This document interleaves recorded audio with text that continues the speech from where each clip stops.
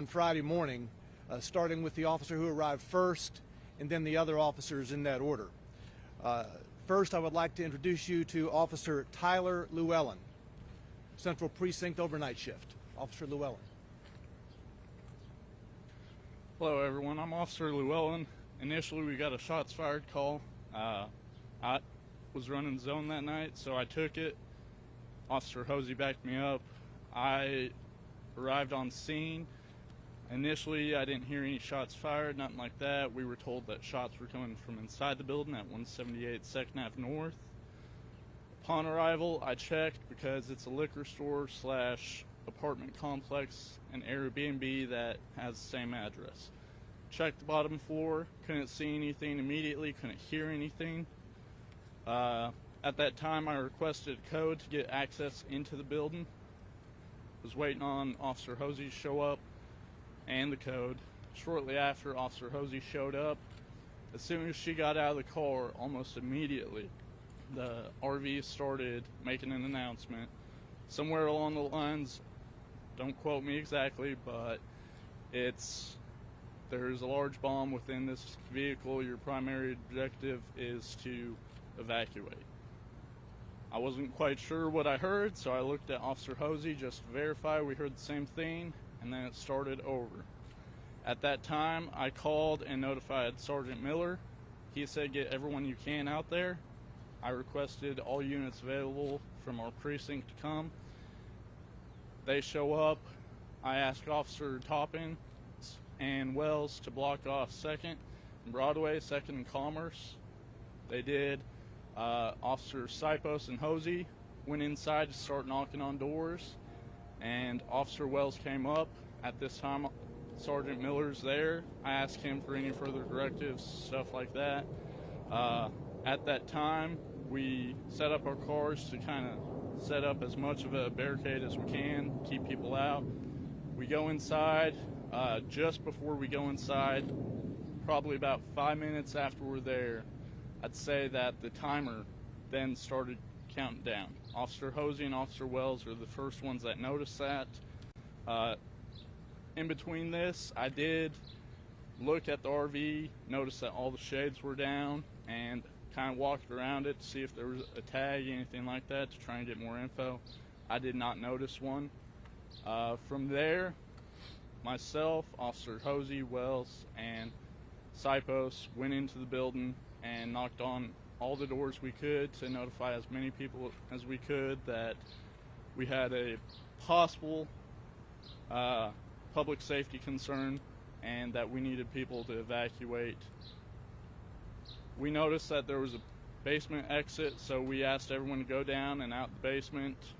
We essentially made contact with, I believe, 6, 7 apartments and asked them to evacuate. The rest, we never got an answer, so we moved outside and tried to move down the street. I went northbound towards the hotel up that way, and Officer Hosey, Sipos, and Wells continued southbound towards the other places. From there, pretty much sometime later, the music started, and I notified over the air to notify other officers, and then after the song, it continued to go back to the announcement for a little while. After it switched back, I did notice that there was a gentleman and his dog that came out of 217 2nd Avenue North. I noticed him. I went up to him to notify, hey, you need to get inside, notify anyone you can, and please evacuate. Shortly after that, the explosion went off. I got knocked to the ground. I immediately got up. Luckily, no injury, nothing like that. I noticed a gentleman in shock with his dog. I checked on him, got him inside, went back, checked on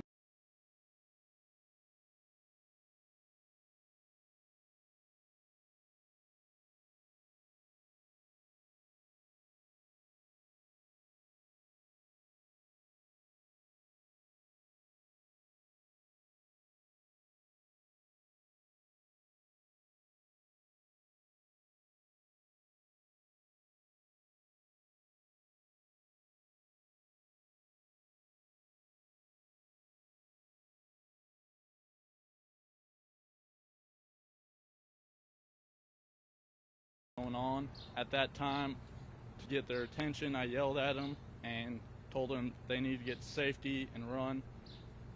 They took off running northbound on 2nd. I'm not sure where they went from there.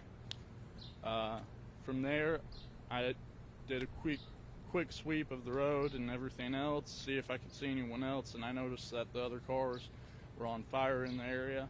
Wasn't sure if possibly they were going to explode too, so at that time I pulled back and resources started coming to us, and I just assisted the best I could with keeping people back from that point.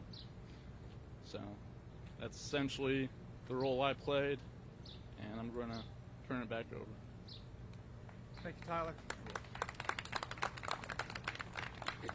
Officer Brenna Hosey was the second officer on 2nd Avenue that morning. Officer Hosey is a 4-year police department veteran and also assigned to the midnight shift at Central Precinct. Officer Hosey. Good morning, everyone. I'm Brenna. Like Tyler said, we got the shots fired call, so I was going to back him up on 2nd Avenue North. As he said, as soon as I got there and stepped out of my patrol vehicle, we started hearing the announcements being made.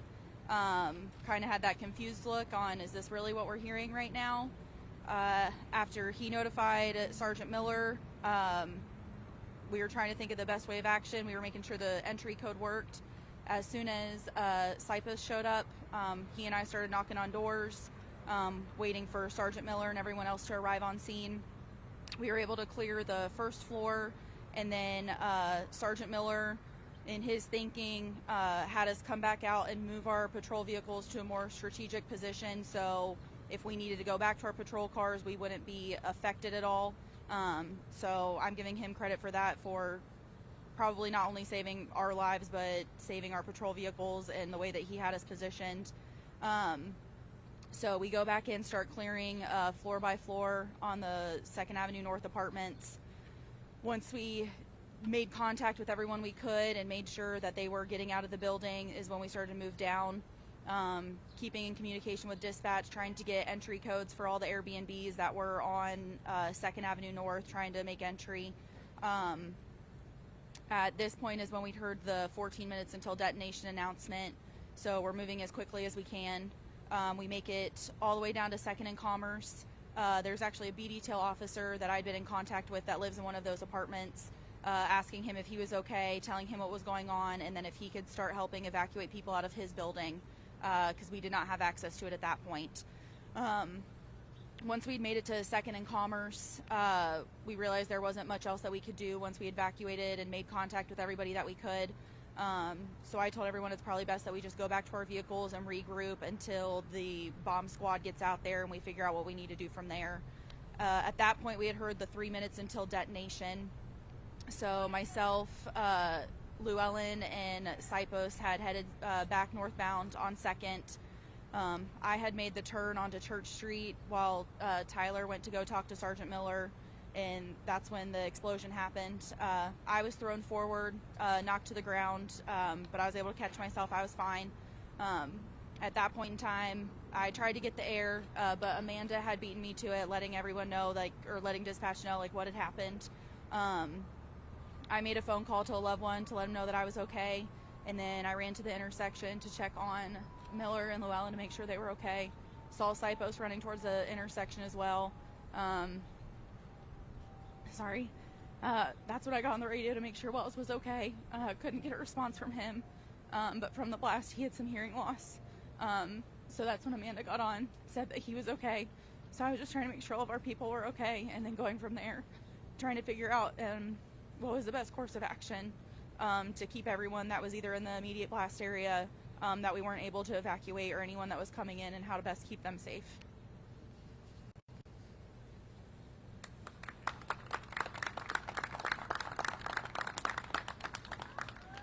Now I'd like to introduce you to Officer James Wells, also assigned to the Central Precinct midnight shift. James has been with us just under 2 years. Officer Wells. Good morning, Officer James Wells.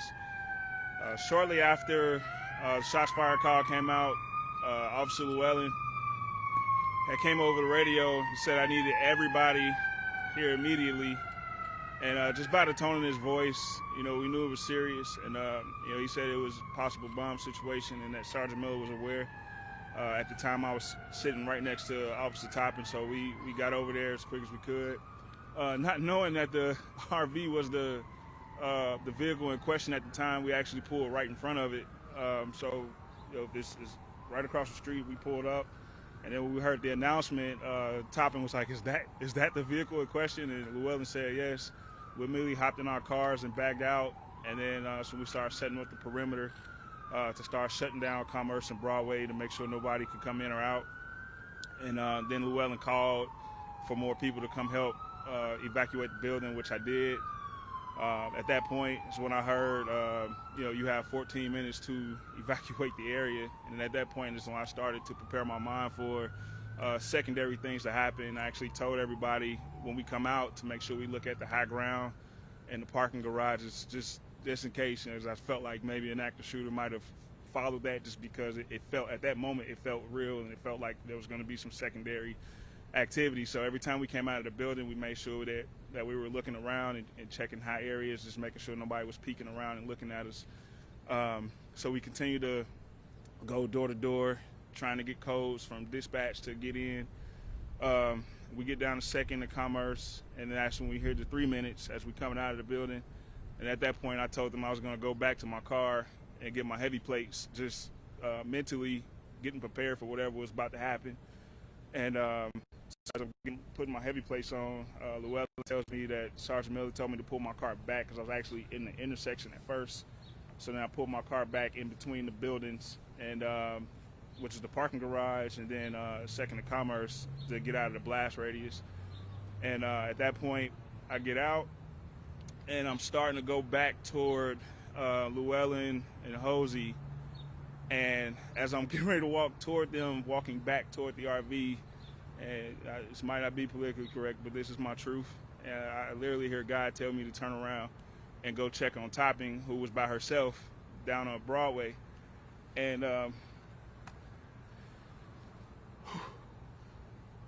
as I turn around, for me, it felt like I only took 3 steps. And then the music stopped, and as I'm walking back toward Topping now, I just see orange, and then I hear a loud boom. And as I'm stumbling, because it rocked me that hard, I started stumbling, I just tell myself to stay on your feet, stay alive. And I just take out in a full-out sprint, and I'm running toward Topping to make sure she's okay. And we kind of meet in the middle, and we just grab each other, check each other, and I'm yelling at her to get her gun out because, like I said, I felt like there was going to be some, it just had a feeling that, it's just weird. It just felt like something out of a movie. And so we're checking on each other, and she's asking me, she's telling me that they're trying to raise me on the radio. I couldn't hear, so I just lost temporary hearing in my left ear. So as she yelling, I'm saying what, and a couple of explicitives, tell her I couldn't hear. And they get me to the paramedics. I call my wife immediately, let her know just before anything got out, to let her know that I was okay. And while I was in the ambulance, they were trying to get me to go to the hospital, and I just didn't want to be by myself at that moment, didn't want to leave them. And then I heard that there were 3 people that were injured, so I told the paramedics to take care of them. And I was like, per policy, I got 10 days to get checked out. So it's like, y'all go check on them, go check on the civilians. And then I immediately went to go find Topping, just kept asking where Topping was, and we found her, and that was my part in it.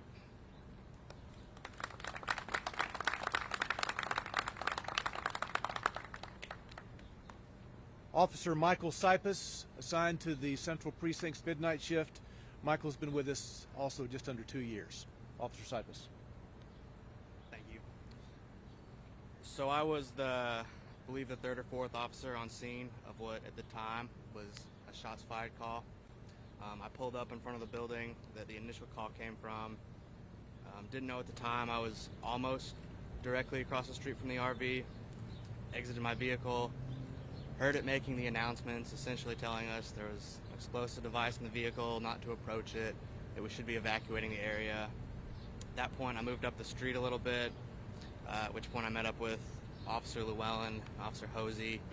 We started making plans to get into the buildings, start knocking on doors to let families know what was going on. and get them out of the building. I don't know the address off the top of my head, but the first building we went into was the one that the initial call had come from. Between myself and all the other officers knocking on doors, I think we made contact with 6 or 7 families, informed them that they needed to exit the building to the what would have been the First Avenue side to keep them off of the street with the RV.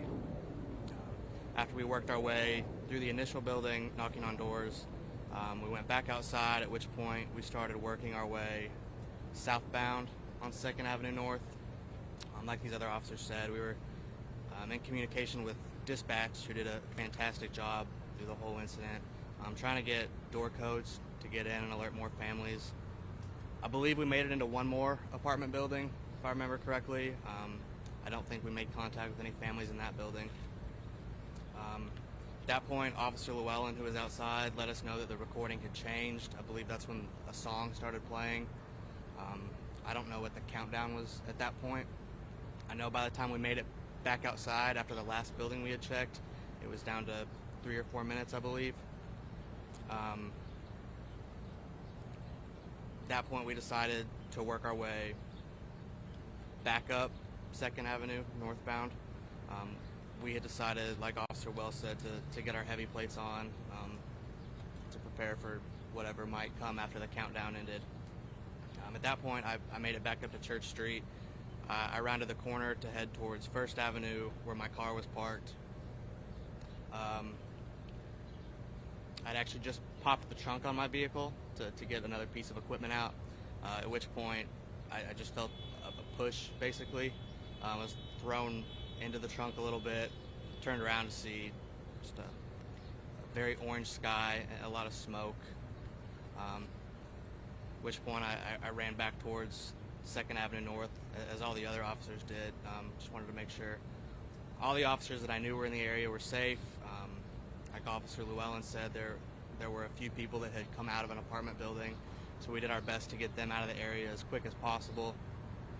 At that point, we just spent time keeping residents that had come outside, as well as pedestrians that were just trying to enjoy their morning, keeping them away from the area, trying to carefully explain what was going on and that they just needed to stay away for safety. Thank you.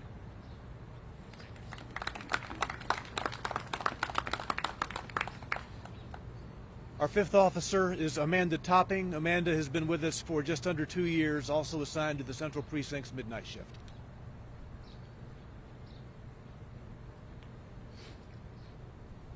Man, they got me closing this thing out. Oh my God. All right.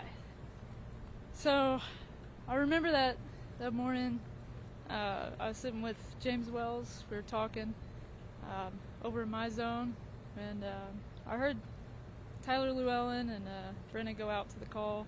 So we're kind of listening. This is an odd call. So we're sitting there, and my wife had just called because it's towards the end of our shift, so she was seeing what time I was coming home.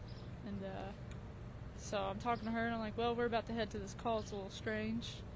So I hung up with her, and we head down there, and we get there. We didn't really know too much about it. Unbeknownst to us, we park right next to it. So, of course, we moved because that seemed ideal. So, I take my car down to 2nd and Broadway, and, Sergeant Miller wanted me to stay down there to help with, because, pedestrian traffic on Broadway, and, the buses were starting to do their routes and stuff. So, of course, I was listening and everything, and they went up to the apartments, and I kind of stayed down there and kept on going up to 2nd and Commerce to hear what the RV was saying, and that's just stuff that I'll never forget. The sound of the announcement saying, primary objective is to evacuate now, and it's a female voice, and yeah, it's just odd. And then, of course, I'm kind of pacing back and forth because I kept on having to turn pedestrians around. It was a weird feeling not being able to be with everybody else, but I knew that, I needed to stay where I was at. Because, you want to be with your detail, especially when you just have a feeling something's not right. And something that weird, just you don't get stuff like that. So but I was standing there by my car, and I heard Tyler say that music just came on. So I got, I went to go get closer, and I heard it, and I was like, oh my gosh. So I was about to get on the radio and say, I know it's almost not my place, but like, everybody's getting out of the buildings, right? We need, I wanted everybody to be safe. But then I saw a group of them, which couldn't really tell, but I was assuming was Brenna and Sipos and Tyler, walk around the RV back towards their cars. So I kind of saw them, and I started walking up to 2nd and Commerce because I wanted to talk to them. I wanted to know, like, do we need to go to more buildings? What do we need to do? I was just getting really antsy, and I just talked to my wife again. Just told her that things were just really strange. And so, but as I'm walking towards them on the right side of the road, the right side of 2nd, I see Wells at his car, and I was like, well, he's closer, and I'll go talk to him, see what we need to do. So I don't know what told me to do this. It was really weird, but I decided to change my direction, go on the other side of the road, start walking towards Wells. So as I start walking towards him, he starts walking towards me. You can see on the camera too, the footage, I've seen it. And I told him I didn't think anybody would ever believe him, how close he was. And I was probably about 10 steps away from him, 15. And we're just walking towards each other, and I just saw the biggest flames I've ever seen, the biggest explosion. I mean, and I just saw orange, and then him, and I saw him stumble, and I felt it. I felt the heat, the wave, and I don't know how I kept my footing, but I kind of blanked and I couldn't see him for a second, and I just lost it, and I just took off in a sprint towards him. And like he said, I've never grabbed somebody so hard in my life. I grabbed him, he grabbed me, and we just ducked into a doorway because we didn't know what was coming afterwards. And I'll never forget the window shattering after the blast all around me. It kind of looked like a big prop from a movie scene, all the glass breaking at once. It hit me all over. But just being able to hold him and grab him, and then the first thing I could do is, you couldn't hear anybody at first. It scared the heck out of me, but just 423, there's been an explosion, and sent multiple medics because I didn't know what we had. And I was so scared that I just lost my entire detail because I didn't know where they were. I just saw them pass by it. So after that, we just, made sure that we felt a little bit safe enough to go back and regroup. And luckily I heard everybody on the radio, and didn't know how okay everybody was, but I knew everybody was alive. And so I was happy to hear that nobody else was seriously injured, but that's pretty much it. Yeah, can I go now?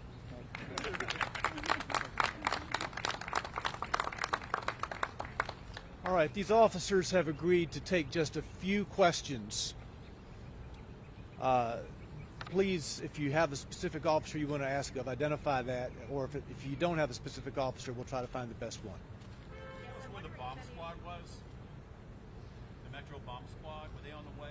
Yes, the bomb squad was on the way. The bomb squad had been requested, and they were on the way. Officer Wells? Ma'am, right here. Oh, yes. When you described that there were shades on the RV, were there shades in the front as well? Did you ever see a person in or around the Llewellyn? RV? Yes, ma'am. The front had a shade as well to keep view completely obstructed. All the shades on the back windows were down as well, so you couldn't see in at all. I didn't see any person in or around it at all. When I first arrived, I did notice RV, but with it being Christmas, I was like, maybe they're just visiting family and parked there. So I didn't pay much attention to it, but I did not notice anyone outside around it either when I first arrived. Did you say that there were no tags on it, or did I mishear? To my recollection, I went around behind it, just double check after the announcement started to see if we could get a tag for more information and stuff like that. I did not notice a tag anywhere. I didn't notice any kind of bracket for a tag even. So, unfortunately, couldn't give more information. Talk about the song. Yes. What I specifically remember, and we found out later, what I remembered was downtown where the lights shine bright. Later, the ATF agent I spoke to pulled it up, and it's downtown by Petulia Clark was the specific song that was played.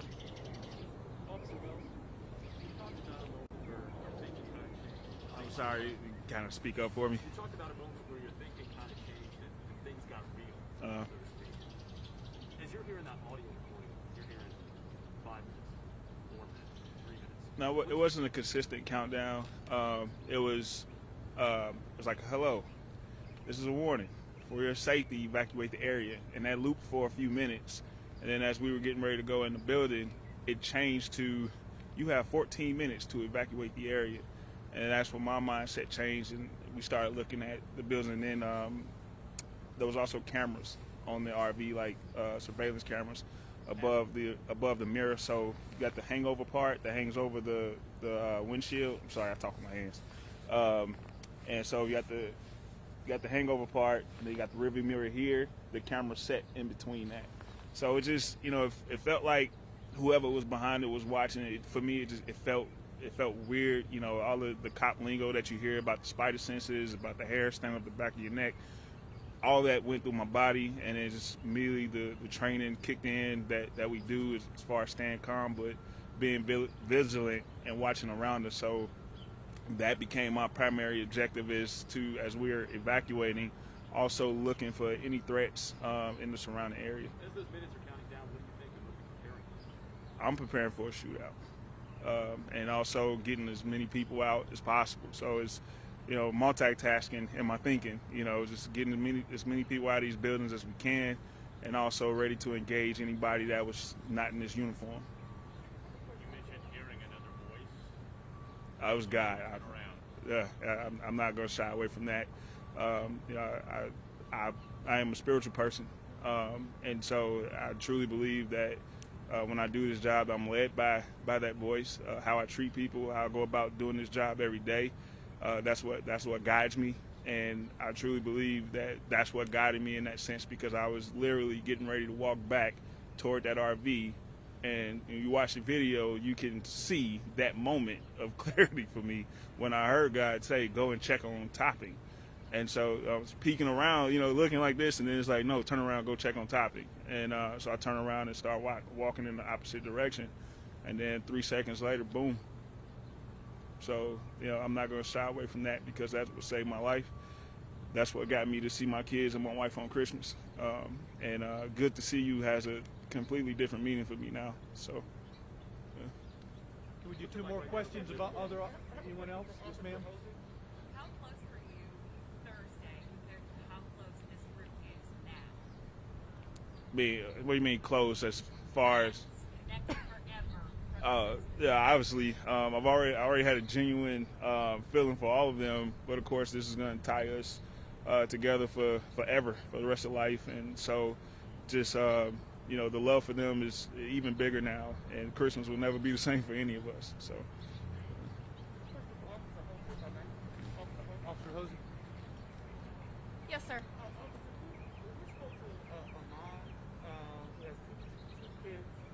When she described the moment that a police officer, certainly a female police officer, came to them, and when the officer heard that she had 2 kids, she insisted even more that they evacuate. Do you remember that moment? If it's the woman I'm thinking of, she lived in 178. I remember knocking on her door. It was Cypus and I knocked on her door, scared the bejesus out of her. I told her that there was a threat in the area and that we needed her to evacuate. She said, okay, let me get my kids. And that kind of just put my heart up in my throat. I don't have kids, but I have cousins and nieces and people that I love that are small. So I'm thinking maybe 1 or 2 kids. She ended up having 4 kids. And so as she's getting them out, and she's got a stroller and she's got 2 in there and then 2 helping her get stuff. And I'm asking her if there's anything that I can help her with to help make this easier. She said no, she's okay, but she's being a little bit more insistent on what's going on. And at that time, I kind of tell her there's a more serious threat, and that's why we need you to go. So, like, I'm thankful that we were able to make contact with her and that she was awake and able to evacuate.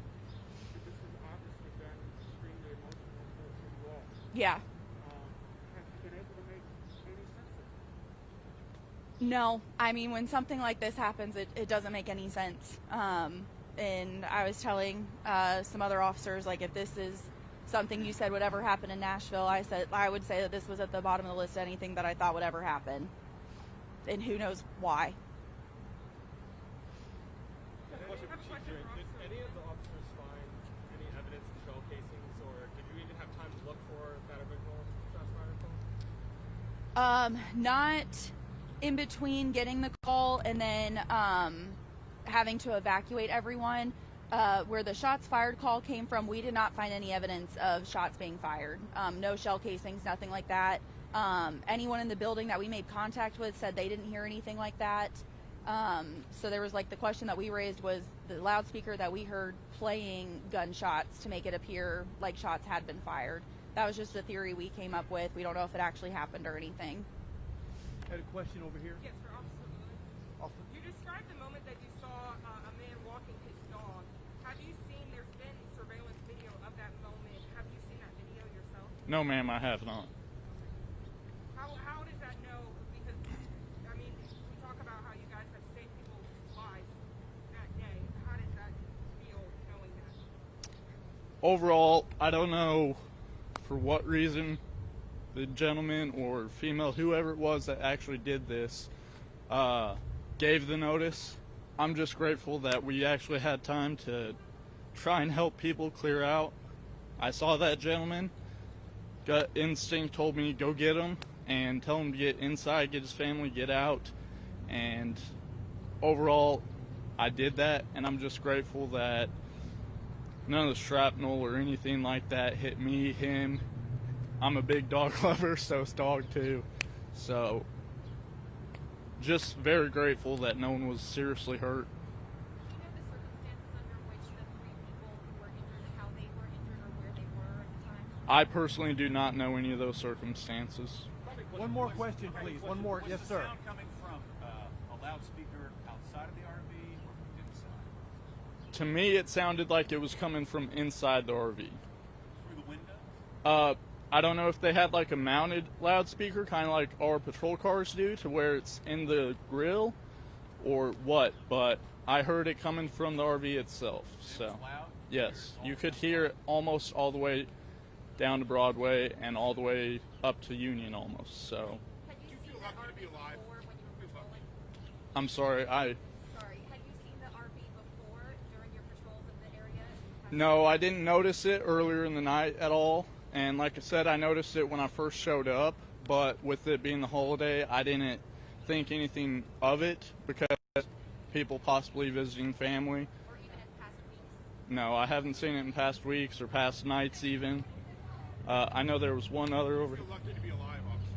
Yes, I feel very lucky to be alive, say hello to my family, say I'm uninjured, as well as all the other officers.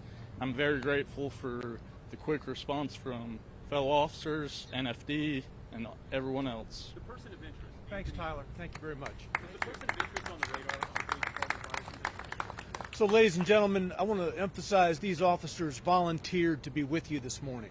They weren't ordered to be here, they volunteered. And for those of you who applaud,